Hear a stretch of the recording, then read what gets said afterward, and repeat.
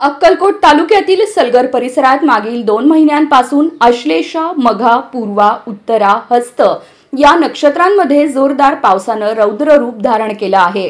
सतत ढगफुटी सदृश्य स्वरूपात झालेल्या पावसामुळे शेटी-कव्वा, निंगदळी, भीमपूर, कामनहळ्ळी, भोसगे या 5ही ओढ्यांना महापूर आला आहे। आपण ही दृश्य राजनीती चॅनलच्या माध्यमातून पाहत आहात। या अतिवृष्टीमुळे शेतकऱ्यांचे मोठ्या प्रमाणावर नुकसान झाले आहे। तूर, उडीद, सोयाबीन, भुईमूग, मका, ऊस, केळी आदी पिके पूर्णपणे वाहून गेली असून जमिनी नापीक होण्याच्या मार्गावर आहेत।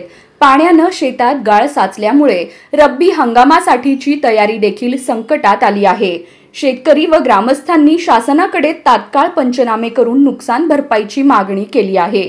आमचं सर्वस्व या पावसात वाहून गेलंय, सरकारनं त्वरित मदत करावी अशी आर्त हाक शेतकऱ्यांनी दिली आहे। स्थानिक प्रशासन आणि जिल्हा आपत्ती व्यवस्थापन यंत्रणेकडून या भागातील परिस्थितीचा आढावा घेतला जात आहे।